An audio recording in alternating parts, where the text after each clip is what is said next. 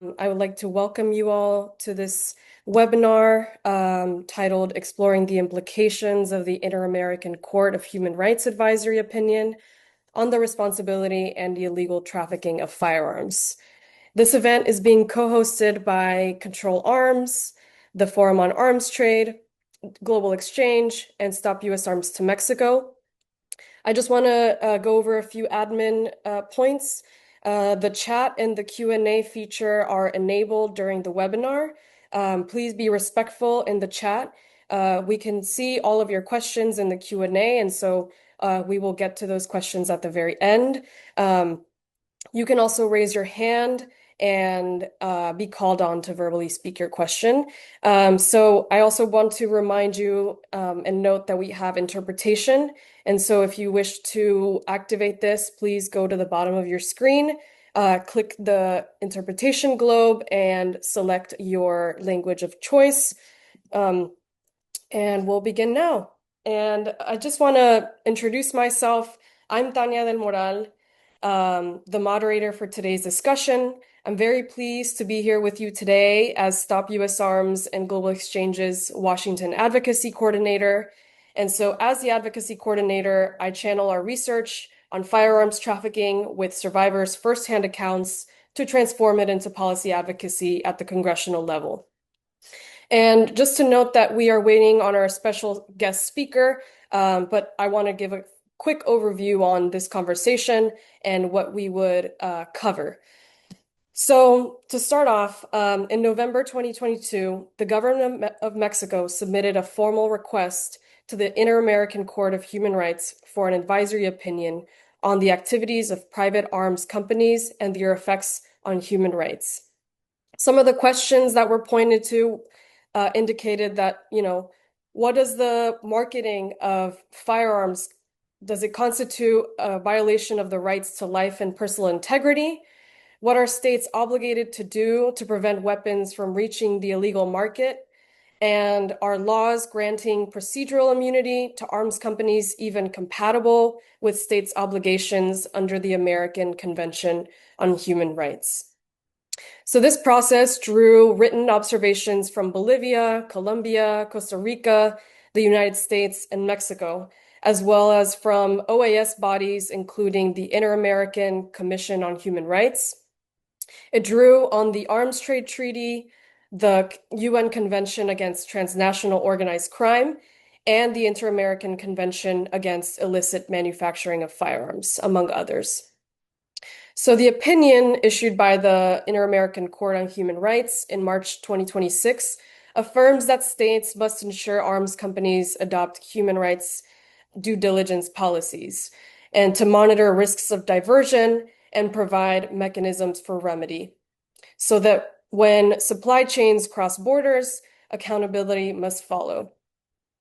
It also addresses gender directly, since the Americas are the second most dangerous continent for women in terms of the risk of being killed by a partner or a family member. And the court is unequivocal that gender-based violence must be central to how we understand this crisis. So today I'm very pleased to say that we're joined by three experts from the Mexican government, from research on transnational crime and gender-based violence, and from the legal advocacy on behalf of survivors' perspective, to discuss what the court said, what it left open, and where this opinion opens doors for accountability and change. So I want to introduce our speakers, keeping in mind that we're still waiting on Ambassador Encinas to join us. But by order of appearance in our first round, I'd like to introduce you all to Pablo Adrián Arrocha Olabuenaga. Mr. Arrocha specializes in public international law with over 15 years of experience working for the Mexican Ministry of Foreign Affairs. He has served in the office of the legal advisor and the undersecretary for multilateral affairs and human rights.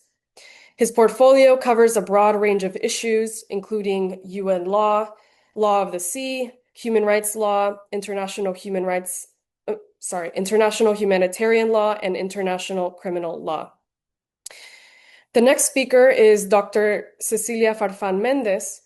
Cecilia is the head of the North American Observatory at the Global Initiative Against Transnational Organized Crime. She is an expert on Mexican organized crime, U.S.-Mexico security cooperation, and gender mainstreaming. Her work focuses on understanding the business models of criminal groups. Last but not least, we have Beatrice Lindstrom. Beatrice is a lecturer on law and senior clinical instructor in the International Human Rights Clinic at Harvard Law School.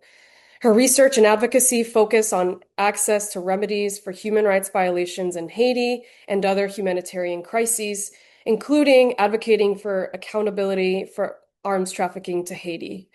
So before joining Harvard, she served as the legal director of the Institute for Justice and Democracy in Haiti, where she led groundbreaking litigation seeking remedies for victims of the devastating cholera epidemic introduced to Haiti by the UN.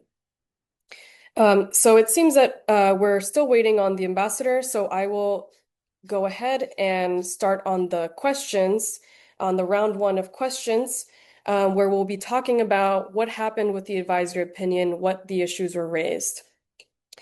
So I'd like to turn it over to Pablo first.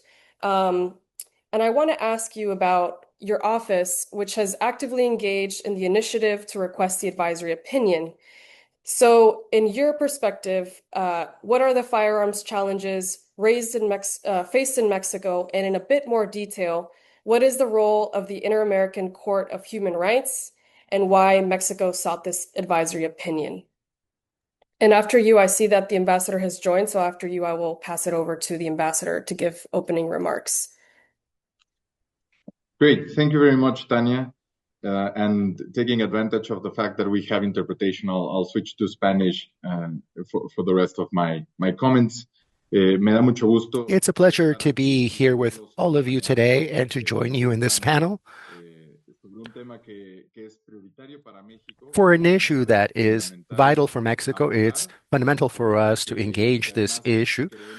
We think that it's part of a very positive cause, and President Sheinbaum has also identified this as a priority, also Canciller Velasco. As Tania mentioned, Mexico requested in November of 2022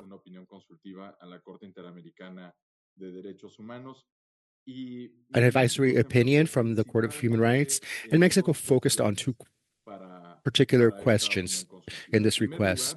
First, what is the responsibility of private actors that engage in negligent commercial practices? And secondly, what measures should states take to guarantee access to justice for victims from these negligent practices of private industry?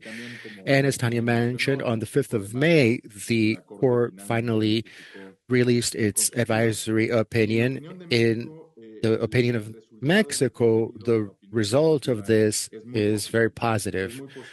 It's positive and it validates the arguments that Mexico has advanced in recent years as part of a broader legal strategy in order to confront the illicit trafficking of weapons entering Mexico.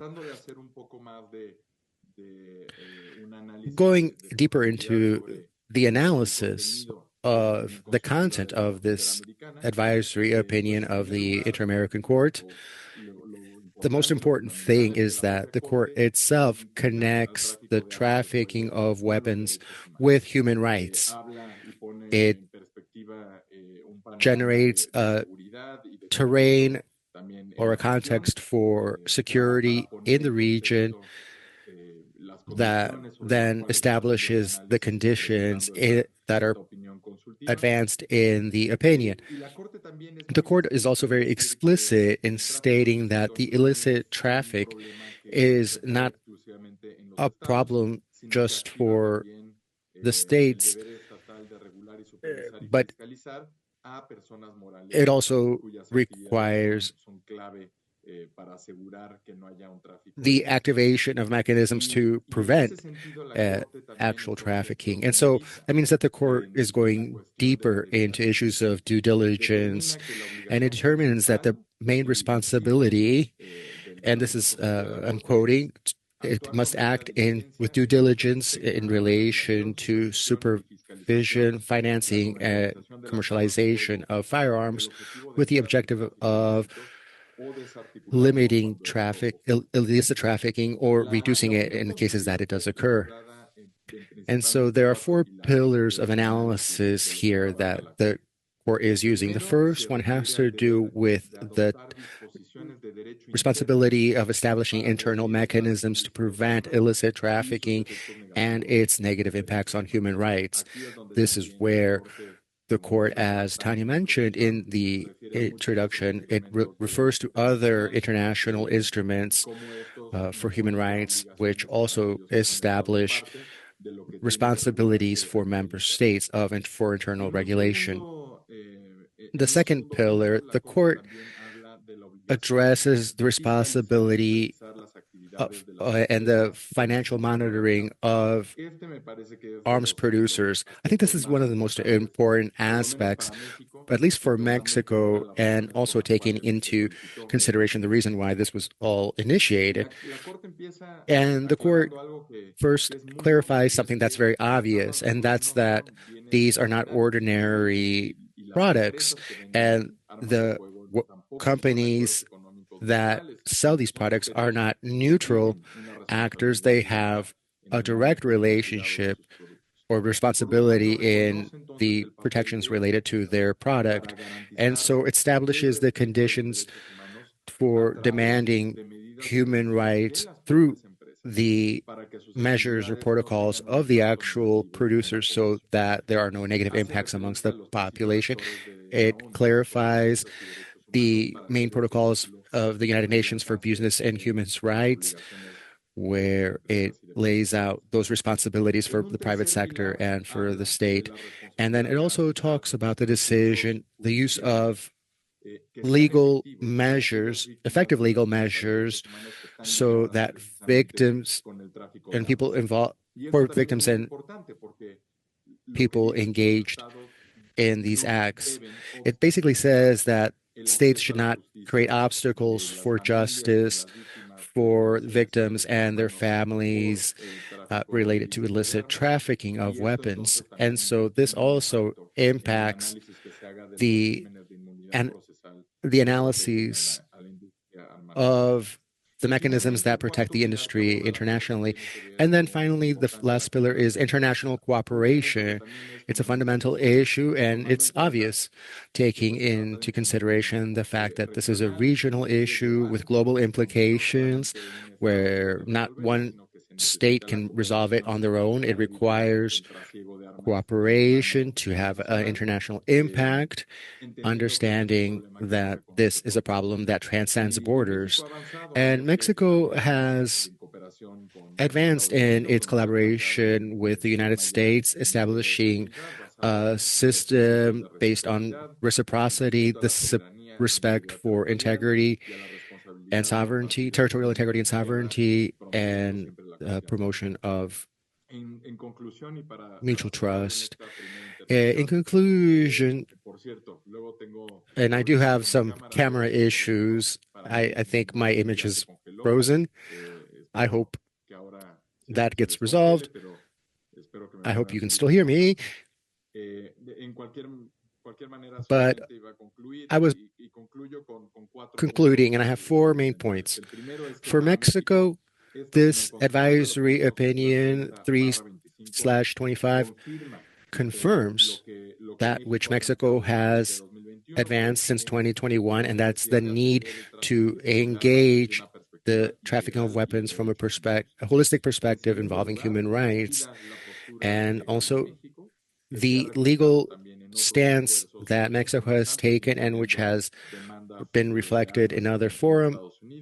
It endorses this and recognizes that joint efforts are required and related activities. And it also provides a historic opportunity to establish a focus for the way we engage the trafficking of weapons. And in this sense, the advisory opinion brings in the Inter-American Committee that is currently analyzing the practices of weapons manufacturers and their impacts in the markets and in throughout the markets. And finally, it underscores the fact that this is not just about a legal requirement but it clarifies that it's an absolutely necessary measure for the protection of human rights. And that's why, for all these reasons, we believe that the advisory opinion is a great gain. At a regional level and nationally, it will help us to be effective in this front and resist the illicit trafficking. I'll leave it there. Thank you. Muchas gracias, Pablo. I'd like to remind you all that we have interpretation at the bottom of the screen, which you can activate, and I'll be switching over to English.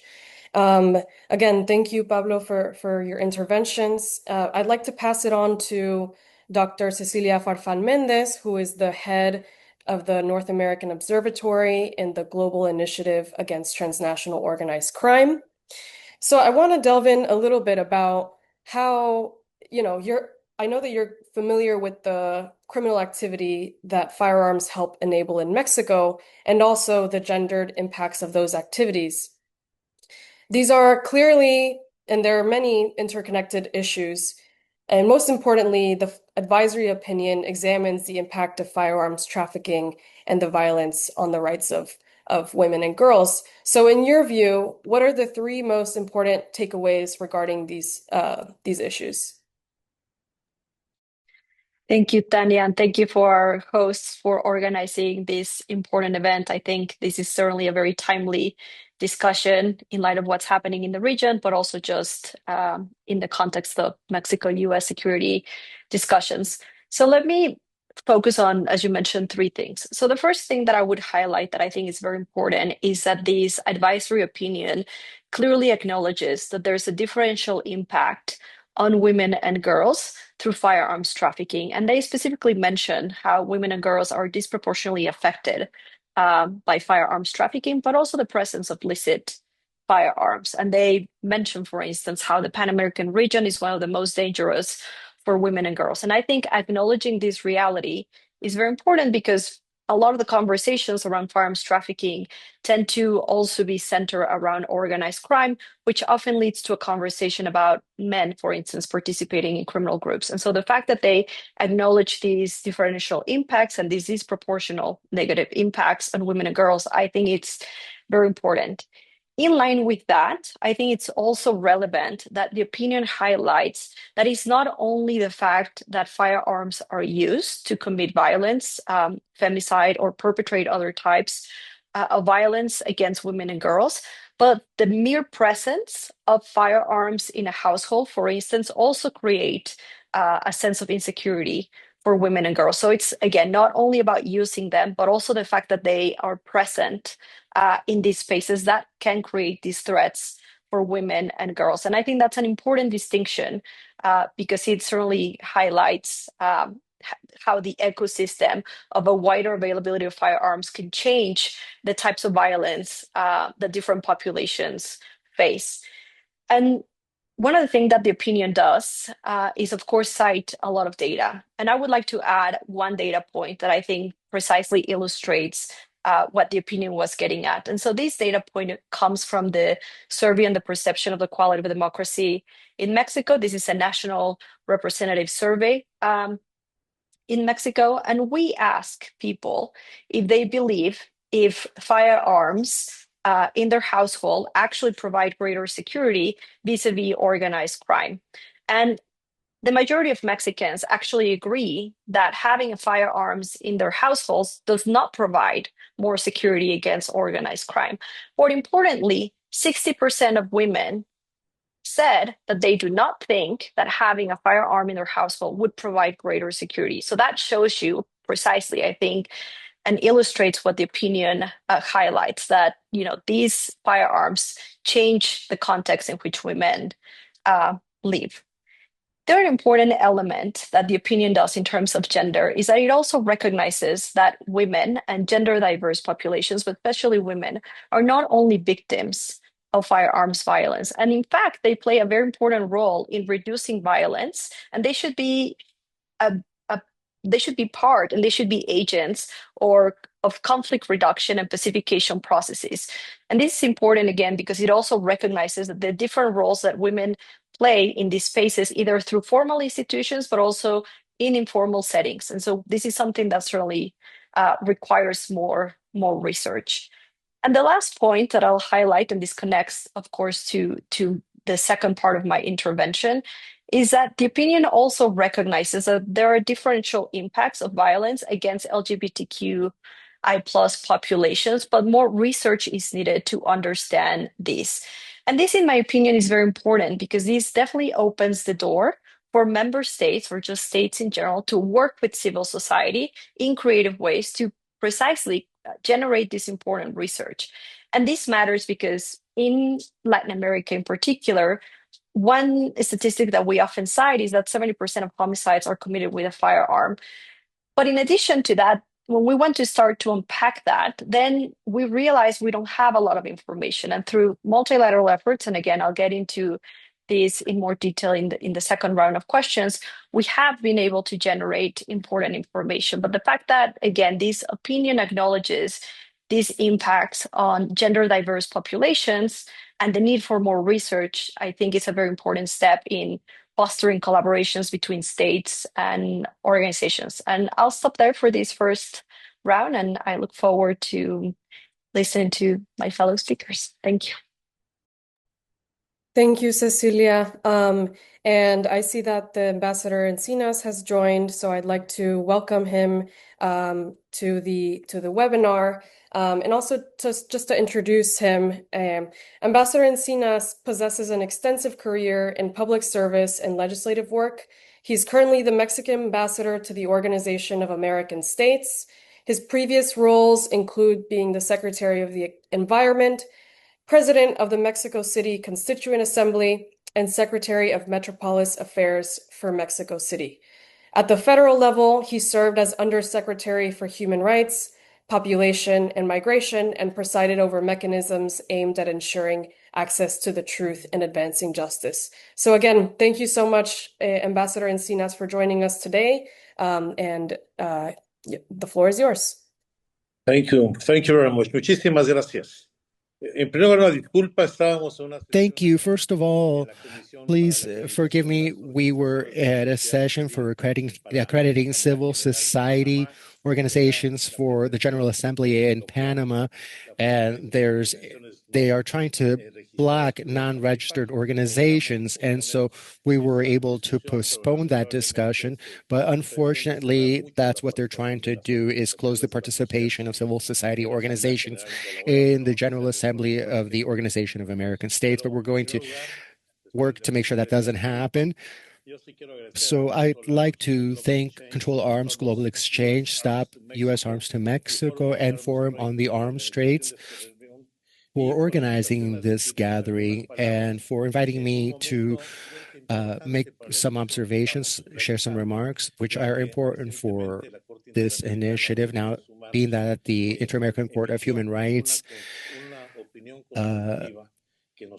put out an advisory opinion on the responsibilities of states in relation to illicit trafficking, which in our opinion is one of the most relevant issues for international rights, because it establishes clearly that armed violence and the illicit trafficking of weapons are not just a public security issue, an organized crime issue, but it's a phenomenon that impacts the quality of life and the exercise of human rights. And so all of the states have the right to establish mechanisms to protect life and prevent illicit arms from reaching black markets that impact life, the people's integrity, their health, and all individuals within and beyond national borders. We also consider that this advisory opinion sits clearly in a regional context in which organized crimes organizations, very complex organizations, and everyday more violent criminal organizations exist. Many gangs and illegal groups connected to different regional criminal structures are engaged in the trafficking of drug, kidnapping, extortion, money laundering, and other illicit activities in which the firearms become the main tool that gives them that capacity to control territories and to carry out violence.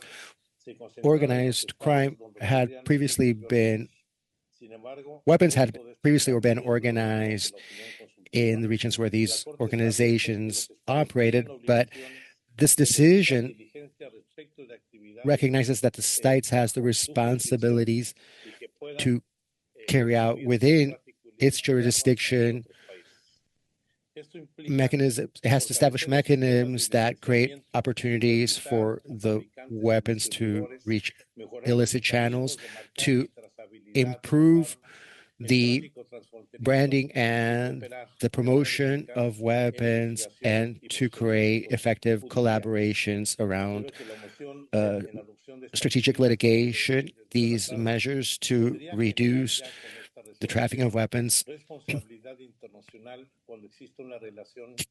establishes that there is a relationship between state emission and the emission of human rights and the impacts that are experienced. These decisions are significant for the continent where the flow of illicit weapons, particularly from the United States, fuels multiple expressions of criminal violence. Public opinion introduces the perspective of shared responsibility that transcends the old justifications or excuses that come from weapons that from states that are involved in the drug routes, the drug trafficking, and there should be the establishment of monitoring systems for the organized crime groups, the finances, and also for policy deficiencies that allow for the phenomena to continue. And so we consider that the debate needs to be carried out in a context of civil responsibility that honors human rights and favors international collaboration and litigation processes carried out by law and not processes carried out just at a discretionary nature. And the states have the responsibility to share information and data to collectively confront organized crime networks in the region. This interpretation from the court is particularly relevant for illicit activities that don't recognize borders and respond to fragmented responses, that understanding that human rights protections is fundamental. The trafficking of weapons cannot be organized by military controls, but also should have the participation of social organizations and entities that are engaged in the reduction of violence and contribute to the reduction of organized crime. And so the opinion of this court constitutes a perspective for society in which human rights are respected, which in Mexico we value. The states should not only respond for the violence that occurs within their territories, but also for the actions and emissions that contribute to the illicit flow of weapons that feeds significant human rights violations in the region. We need to consolidate a sense of co-responsibility and international collaboration that places the value of life and human dignity at the center of security policy. That is why the response needs to be the strengthening of multilateralism, revitalization of political dialogues and spaces for these dialogues, and to reduce ambiguities when it comes to international law, which is currently have been weakened, as well as bilateralism, and action is an energetic response is required from civil society so that the states can also implement these responsibilities fully, and so that activities are not responding unilaterally, and so that the countries need to carry out coordinated efforts to combat these groups that are threatening our borders. This advisory opinion, I think it's worth analyzing, exploring it further, because it's going to create a new chapter in the way that illicit trafficking is handled throughout the region. Thank you for the invitation. Embajador, thank you so much for your participation and your cooperation across borders and with civil society to ensure that this opinion is fulfilled by member states. Thank you. So speaking of cross-border coordination, I'd like to turn it over to an expert on the U.S. context, as many of the firearms trafficked in the Western Hemisphere come from this side of the border. Beatrice Lindstrom is the senior clinical instructor at the Harvard Law School. And, you know, some of your research is very focused on U.S. federal firearm licensees, also known as FFLs, and other U.S. laws. So as you look at what's happening in the U.S., what are you finding to be most alarming? And does this advisory opinion offer an opportunity to address or frame those developments? Thank you. Thank you. Yes, I want to speak about some of the trends that we see emerging here in the United States. But I also want to take as my entry point to this issue a focus on the impacts in Haiti, which is where I spent a lot of my career focusing. And Haiti at the moment is experiencing a massive human rights crisis where armed groups are carrying out massacres and other gross human rights violations against the population.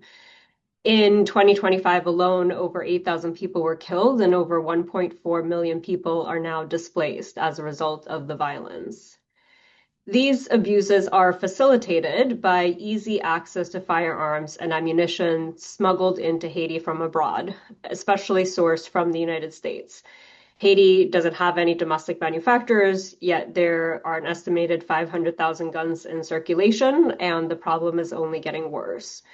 And so addressing the crisis in Haiti requires policy action at many levels, but disrupting arms flows to Haiti is one concrete action that would radically alter the security situation on the ground.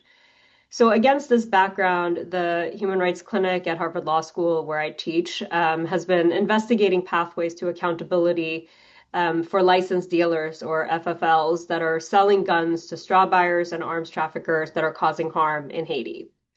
And through available trace data, we know that a significant number of arms that end up in Haiti are being sourced in Florida.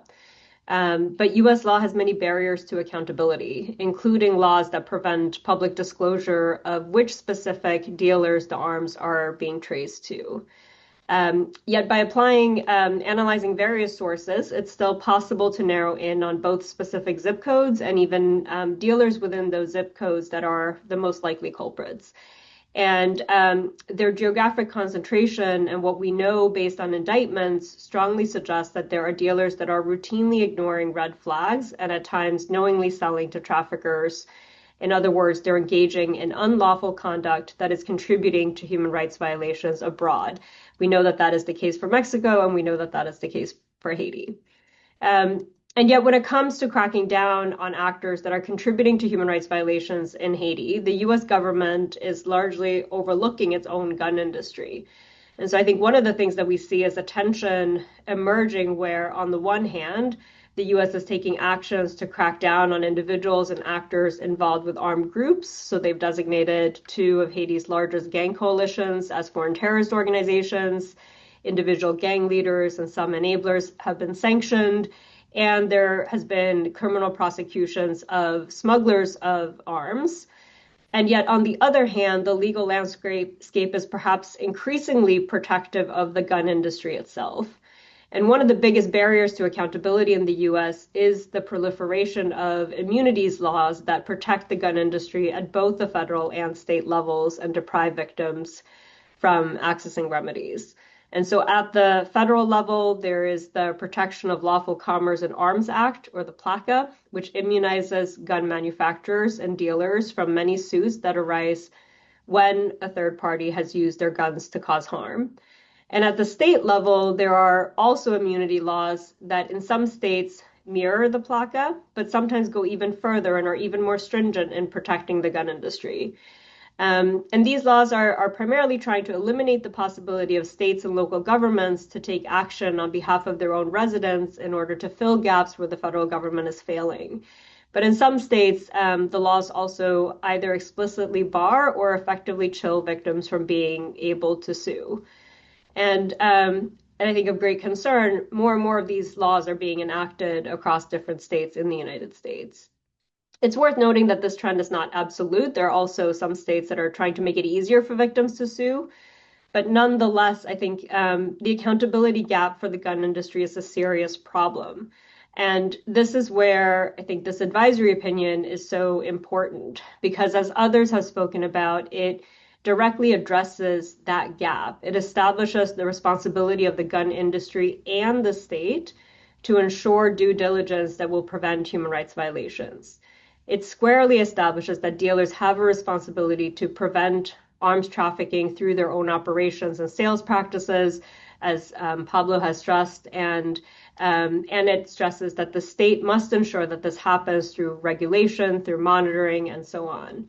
And so I think that what this advisory opinion does is it creates an opportunity to really recenter the obligations of both the U.S. government and of individual gun dealers and manufacturers in preventing human rights violations from taking place in places like Haiti and Mexico. Thank you.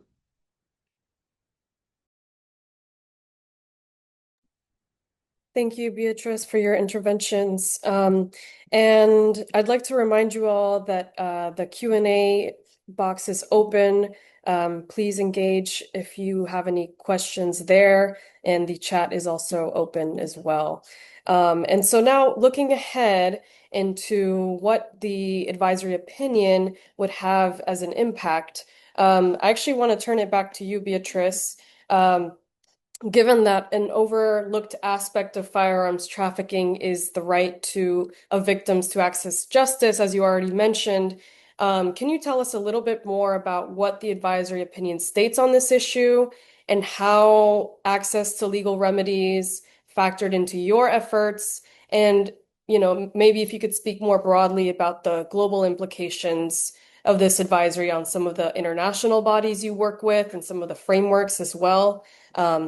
I'll pass it over to you. Thank you. Great, thank you. So access to justice and accountability for human rights violations has long been sort of a key motivator of our work. And when we think about accountability, it's really from two perspectives.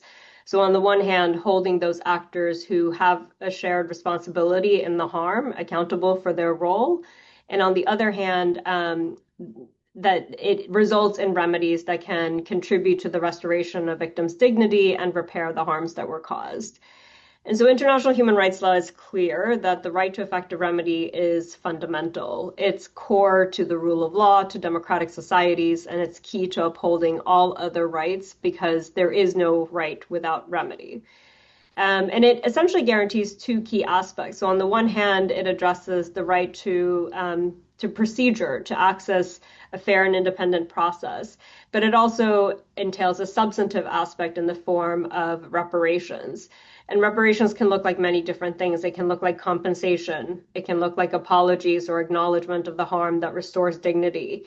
It can involve guarantees of non-repetition or changes to practices that are meant to prevent the harm from reoccurring. And the question of access to justice for victims of human rights violations, I think, is a very live question in Haiti right now. There are a lot of conversations around how it can be done in ways that ensures access to courts for gross violations, but also in a way that is actually restorative for the victims and transformative for society. But as is often the case in Haiti, human rights abuses don't start or end within Haiti's borders. They are enabled, facilitated, and sometimes directly caused by external actors, in this case, the gun industry. And so here I think the advisory opinion offers an important affirmation of the right to effective remedy. As the court has importantly found, and as has been highlighted in this panel, human rights law creates obligations that extend beyond the actor that may have pulled the trigger or directly caused the harm. And specifically, what the advisory opinion says is that in cases of illicit arms trafficking, states have the duty to guarantee effective judicial remedies for human rights violations generated both nationally and transnationally, whether committed by the state itself or, importantly, by third parties. And so this is a crucial, explicit application to this context of illicit arms trafficking. And it unequivocally says that where corporations breach their due diligence requirements and their firearms cause human rights violations in other countries, both the corporation and the state, the originating state, have an obligation to ensure access to effective remedy. At the same time, I think this is where perhaps the court could have gone further. The court chose to reformulate Mexico's question specifically about the interaction between immunity laws and access to effective remedies. And so the court doesn't really actually grapple with the nuances either around extraterritoriality, which is discussed in much more detail in the concurrence, but it also doesn't address whether immunity laws that in effect are some of the biggest barriers to access justice are compatible with the human right to effective remedy. So I think the court could have gone further and assessed, or at least reaffirmed, a framework for how to think about when such laws deprive victims of access to justice in ways that would violate international obligations. And I think that it's especially appropriate for the Inter-American Court to do so, given the gravity of the rights violations at stake in both Haiti and Mexico, where crimes by the cartels, by the armed groups in Haiti, have been found to amount to crimes against humanity. And I want to note also that the advisory opinion comes in the context of a broader trend by courts and treaty bodies to incrementally require stronger protection of access to justice.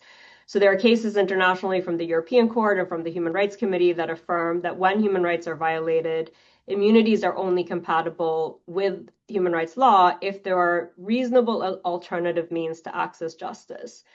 And importantly, other bodies have found that, at least in the context of international organizations, states may be under an obligation to exercise jurisdiction when those alternative means don't exist. And so I think this would suggest that in the absence of alternative means to access justice, U.S. immunity laws protecting the gun industry may actually be incompatible with the international legal obligations of the U.S. So just to conclude, while this advisory opinion doesn't address all of these questions, I think it does serve as a crucial stepping stone and as an important tool from which advocates can continue to work towards a legal regime that does more both to prevent human rights abuses by gun industry actors and to ensure that victims have access to remedy when such harms occur. Thank you, Bia, for laying out how, like you said, that some of the actors often left out are the survivors, and what it means to, have these alternative means to access to justice and how it protects the gun industry. So thank you for laying that out. Now I'd like to turn it over to you, Cecilia, and to give a bit of context. Under the Arms Trade Treaty, significant progress has been made in implementing Article 7(4), which aims to prevent arms transfers that could facilitate serious gender-based violence, including violence against women. And last year, Mexico led an important initiative to establish ATT gender focal points, with Mexico, Spain, and Togo currently serving in this role. So the question is, as you think about advice you might give these focal points, could you more broadly share what priorities should the international and regional communities focus on to prevent firearms from contributing to gender-based violence? Thank you.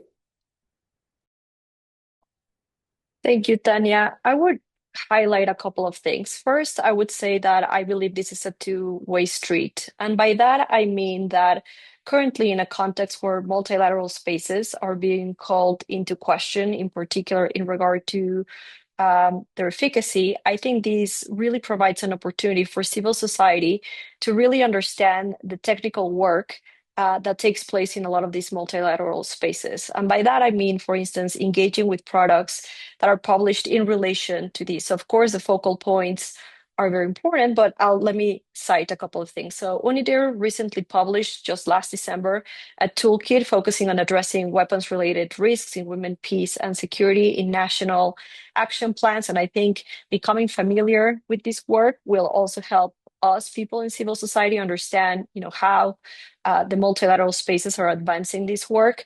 I would also point that, for instance, the regional guidelines for the prevention of gender-based violence committed with the use of firearms in the Americas that were also recently published by the Organization of American States. So on the side of civil society, I would say it's important for us to better understand this technical work and understand these products that multilateral spaces generate, and especially that have been produced in the context of firearms trafficking.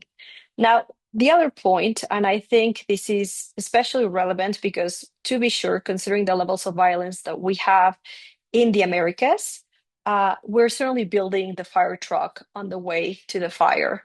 And I think this should really open up spaces, as I was mentioning in my first intervention, for thinking about creative collaborations between international organizations and civil society. And so I'll give you an example that we're currently working on at the Global Initiative, and we have partnered with the Organization of American States to help develop one of the modules related to the first hemispheric study on firearms and ammunition trafficking that is currently being developed by the Organization of American States, a methodology that was approved also by member states a couple of years ago during the last SIFTA meeting.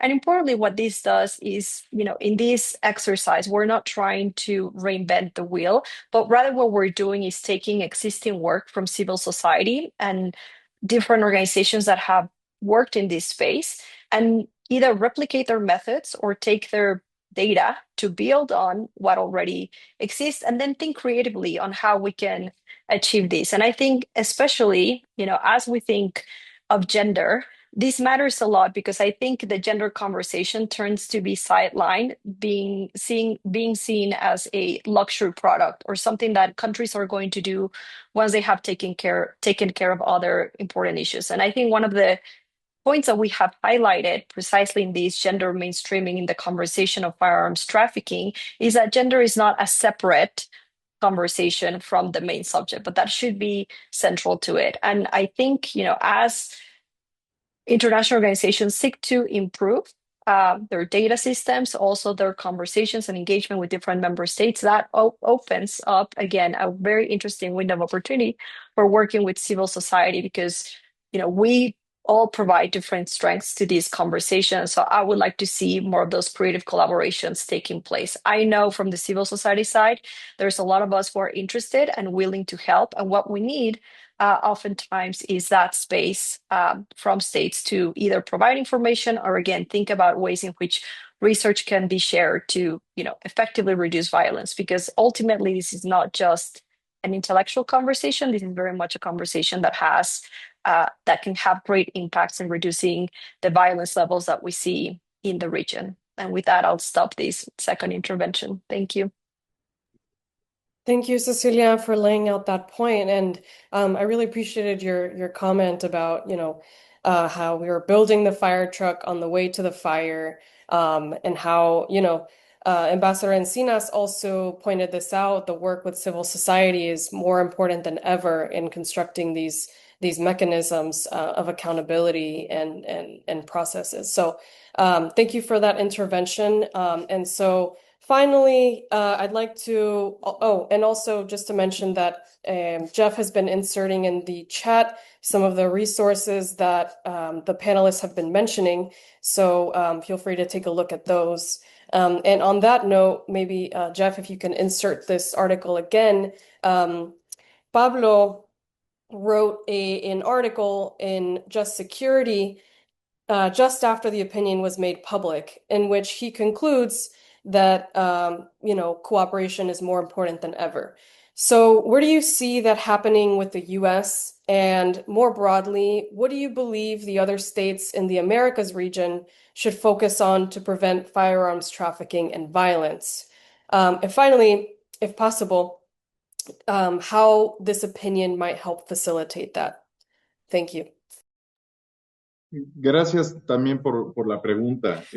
Thank you also for the question. It seems important to us, as I had already mentioned in my initial intervention, a key factor in order to address this phenomenon is international collaboration, cooperation, and this is part of the premise that no country on their own can stop the phenomenon of illicit trafficking, especially when it is something that has transnational roots, and that's why there's that need for cooperation between states. That's absolutely key. This is not something that's new for Mexico and our bilateral cooperation with the United States, but it is something that has been deepened and that we have put on the table with more relevance, more importance. And I've also noted in my previous intervention, but I'm going to reiterate that, even last year when the Secretary of State Marco Rubio carried out his visit to Mexico,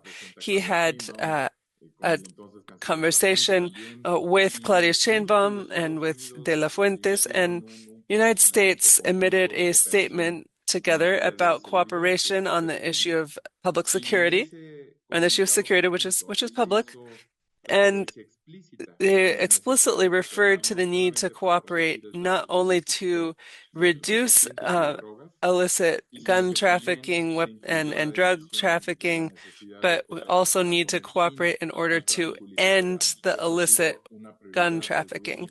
Now, this has been a priority on the Mexican side, and we have put that on the table with how we can cooperate on the issue of security, because it's important to remember in that joint statement, we also clarified that this cooperation has to be carried out based on the principles of reciprocity, the respect for the sovereignty of the countries, of their territories, and mutual trust. And so after this visit, we have also had high-level dialogue in relation to the issue of security, and which we are reinforcing the importance of cooperation between both countries in relation to this issue. There is also has been cooperation for a long time between the different security forces with the Bureau on Tobacco and Arms in the United States, which is an important institution on the United States side for establishing data and to be able to cooperate on this agenda. And so this has been a really important agenda point in our bilateral dialogues and cooperation. I think this conversation is strengthening our commitment, the clarity of the importance of the cooperation on this on this issue, and that does not cancel out the other initiatives that Mexico is carrying out, including the lawsuit that continues to be in process in the state of Arizona for the negligence of the practices of the arms stores in this border state, which goes, right along with what was stated by the opinion that was published by the Inter-American Human Rights Court. And so I hope that can be a successful case that we can replicate. But I think that this strengthens a broader notion at the international and global level in relation to the importance of collaborating, of cooperation between governments in order to attend to all of the issues of crime and transnational organized crime, and in particular, arms trafficking. And which is a dialogue that's what allows these organized crime groups to be able to have power. Thank you very much. Muchas gracias, Pablo, por esa intervención. Thank you, Pablo, for this intervention. And would like to leave open a few minutes for discussion amongst the panelists before we move into the questions. So if anyone has any, responses to what either panelist has said, now is the time.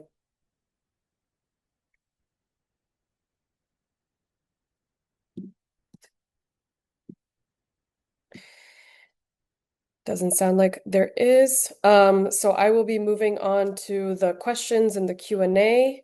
Oh, I see you, Bia. Turn your camera on. Oh, no, I think we can go to Q&A. Thank you. And then if things emerge from that, perhaps we can continue the conversation. Awesome. Great. So John Lindsay Poland of Stop U.S. Arms to Mexico poses a question for all the panelists. The United States has a system for tracing illicitly trafficked firearms that does not require advising gun manufacturers of their trafficked guns, nor advising manufacturers or dealers about where their firearms were recovered. So producers and dealers may be unaware of this trafficking happening across borders. So what do you think governments, including Mexico and the US, should do that to hold industry actors aware of specifics of trafficking of their firearms?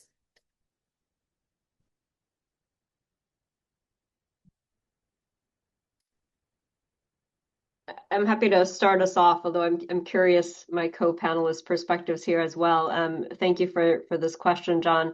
And I think what you're pointing to is exactly this broader problem that the U.S. system just really doesn't seem to be designed to try to enhance prevention and accountability that is centered in the duties that arms manufacturers and dealers themselves have. And I think you pointed to a very important aspect of the solution, which is also that if dealers and manufacturers don't know that this is what is happening, that is a lost opportunity to take more precautions to prevent it. And so in terms of what government specifically should do,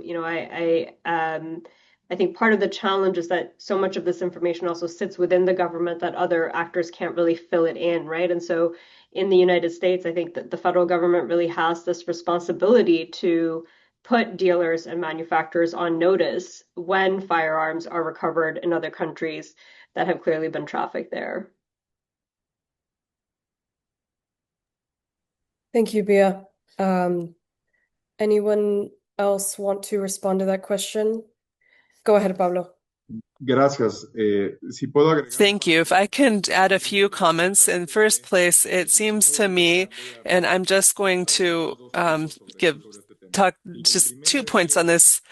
And the first one is that the lawsuits that Mexico presented against the arms industry, one in Boston, Massachusetts, against producers, and the other one in Arizona against stores, I think that those have given a lot of light on this issue, that which businesses are involved in trafficking arms, and what are the firearms and what are the brands that are ending up in Mexico from U.S. stores. And it seems to me as well that if there's not a mechanism, a specific mechanism, as John is pointing out, I think that what these lawsuits have showed us is that in many cases the businesses know where the weapons are ending up, and we have even in these legal processes, we have showed that they're manufacturers. There's a lot of the products that are actually designed precisely for being attractive to the market of organized crime in Mexico. And so I think in reality, there's a lot more than what we know within the arms industry. Of what that could, appear just through the public and legal mechanisms. But I think the second point is that this is where it's really important to have the obligation of the governments to have due diligence, in particular in these elements of regulating, supervising, and fiscalizing what happens with firearms. And I think that my concern is not so much that the business has to know that their weapon was trafficked, but that the government takes on its responsibility of having to regulate and supervise and fiscalize so it doesn't matter what the store is, what the weapon is, and the end of the day, the phenomenon of illicit trafficking can be put the brakes on it.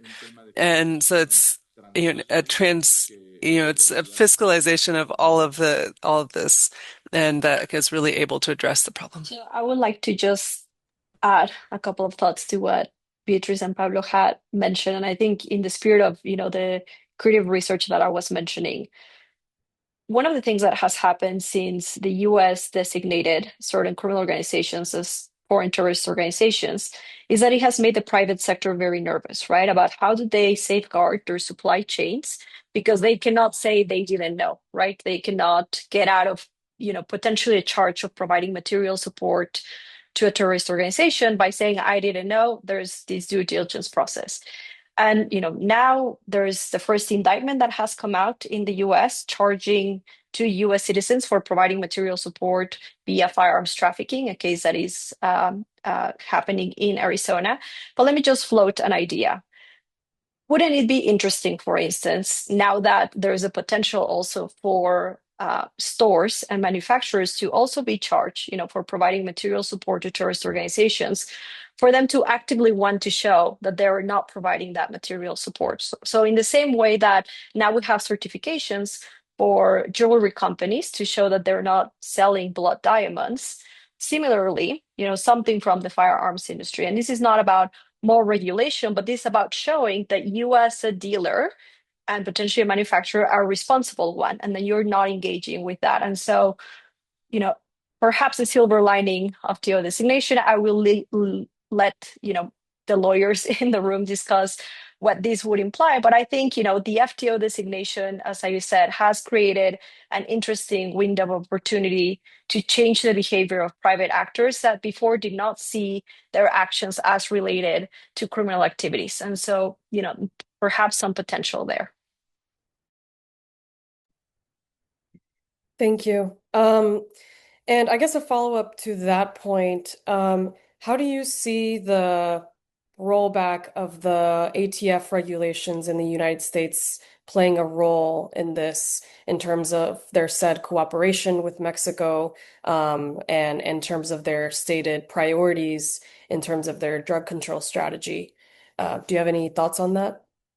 Either Cecilia, Bea?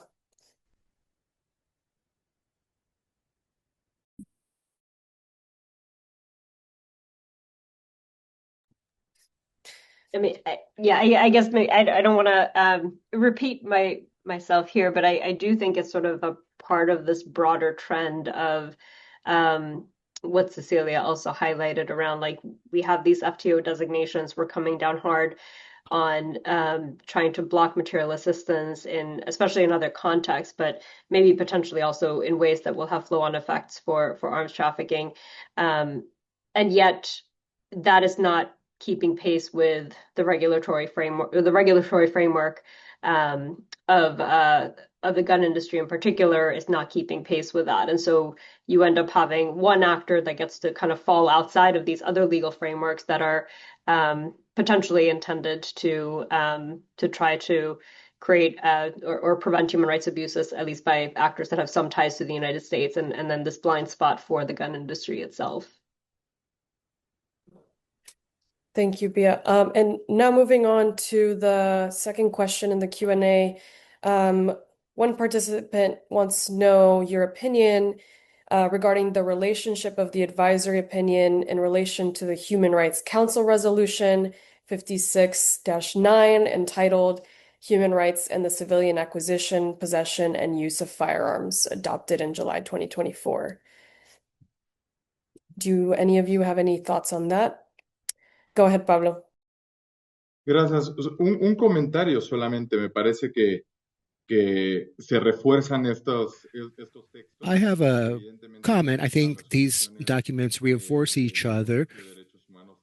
The decision of the Human Rights Committee are not binding, but it does helped move an agenda forward. And I think it's very relevant that operational paragraph 6 of the resolution also references to the obligations of manufacturers in general in the weapons sector, and it references the guiding principles of the UN.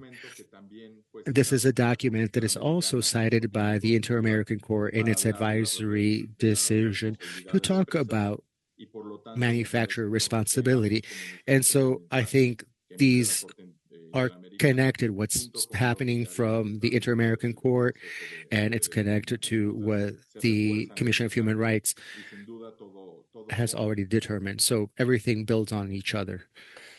Gracias, Pablo. And there's a follow-up question to what you had mentioned earlier about the joint statement signed by Rubio and President Sheinbaum that mentions ending firearms trafficking. So Meizu Lui asks that now that the U.S. is pushing to violate that promise with its threat of unilateral military action rather than pursuing a truly cooperative effort, can that statement be used to push back harder? And feel free to answer in whatever capacity you can as legal advisor. Thanks. Sin duda, y me parece que la propia presidenta. Yes, absolutely. And I think the president herself has been very clear about it. In Mexico, we don't want to be drawn into provocations, want to be cool-headed. And what's important is to keep coordination and collaboration without subordination. And there have been a lot of calls, a lot of discussions with secretaries of state, but also at the level of heads of states. President Trump and President Sheinbaum had a recent call, and that collaboration continues. And so we think that's the way, continuing the dialogue, and certainly the importance of these declarations and these determinations. What's important is that there is a recognition of the respect that is due to these principles, because they are international principles. They gather rights in the Declaration of Rights. Mexico has incorporated these into its laws, Article 87, and those are related to sovereignty. And so that's the premise that we're following. Thank you. There's a question or intervention from someone who's in the audience who's supporting this webinar. Hinwei Luz is the director of Control Arms and is based in Geneva. Hinwei, perhaps you can talk about how this decision is relevant for those working on the arms trade treaty. Could you speak a little bit about that and share any insights you have? Yeah, thanks very much, Tanya. Can you hear me? Yes. Yeah, great. Well, first of all, I just want to, thank Tanya and Jeff for bringing this together with Control Arms, and also to thank the panelists Beatrice, Cecilia, and Pablo today. And really a big thanks to the government of Mexico for requesting this advisory opinion. It demonstrates that even though we face very difficult times in multilateralism in the United Nations and on firearms generally, that important progress in building the foundations for more effective action can actually happen. Next week, the Arms Trade Treaty will have its informal preparatory meeting where a number of issues are being discussed. Those include the connection between arms transfers and preventing gender-based violence, and also the role of the arms industry. I really recommend that people go in and read this advisory opinion. It has a lot to offer, and it picks up on just a number of different aspects of not only states' responsibilities, but the arms industry and how firearms can impact the human rights of communities and of individuals. And, for one example that I would draw on concerning the arms industry is not only do states have an obligation to ensure the rigorous regulation of the arms industry, but the arms industry itself, on its own initiative, must undertake due diligence. And, and the advisory opinion gives just a number of different examples. For example, that the arms industry is increasingly turning to social media, and it must consider the risks of such a move, how this impacts young people, children, how this impacts those who might take up arms. So these are much of what is addressed in the advisory opinion offers really good guidance and the future direction of work that can be undertaken at the Arms Trade Treaty.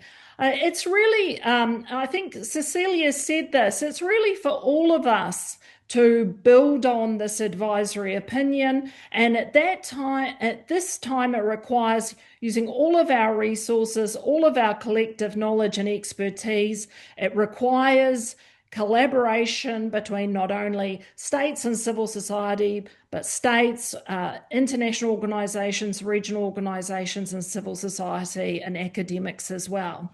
So thanks once again. Oh, just one other point that I would make about this advisory opinion, and that is it draws on a number of different sources from work that the OAS has done to reporting of the Human Rights Council. And I know that there's been a question about the resolution that's put to the Human Rights Council on the impact of civilian possession of firearms on human rights. And it also draws on research such as that of the Small Arms Survey. So that's just yet another reason why I really recommend that people should go in and take a closer look at this advisory opinion. So thanks very much once again to not only our experts who have so generously joined us, but to everybody tuning in today.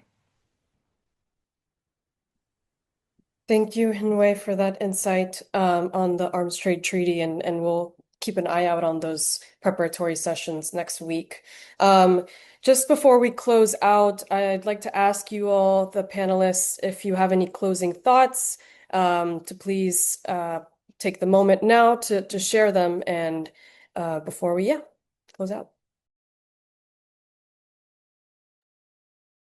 Thank you. I would like to add one point that I think is very relevant to the discussion of firearms trafficking and just violence in the region in general. And I think for some years, we have seen the increase of private security in the region as a response to the armed violence that we see in our countries. And I would like to offer this message to the private sector, that is, you're not going to buy yourself out of this problem. This is not, something that is going to be solved by having more private security. In fact, I would argue this could worsen the situation and the context in which, our communities live and carry out their daily lives. And so I think, as it was pointed out, that this is a whole of society effort, and that's not just saying it because it sounds nice, but truly because it really will take efforts from different parts and not just thinking that this is something that could be solved with private security. So thank you again for this space and the opportunity to discuss the advisory opinion in greater detail. I just want to pick up on a couple of points that I think have come throughout this panel, which is the fact that the United States has such outsized negative human rights impacts on the situation in other countries. And I think there's no question that under the current administration that we've seen a retrenchment, both as it relates to international law and international cooperation, but also as it relates to regulation of the gun industry. And so these are major challenges in which I think this decision, once again, it offers us a really crucial tool that we collectively can use in our advocacy and its advocacy not just vis-a-vis governments, but also vis-a-vis the industry itself. And because the decision so helpfully clarifies those obligations in relation to both states and the industry itself, I think it's incumbent upon all of us to try to seek out opportunities to further the impact of this important advisory opinion. Thank you. Thank you, Bia, for that intervention. And just to close out, I would like to thank the panelists, Cecilia, Bia, Ambassador Encinas, and Pablo, who I see is back. Thank you so much for participating in this panel, for sharing your thoughts and how we should build on each other to enforce and to see this opinion through. And as Jeff put in the chat, after this webinar, please take a minute to provide feedback.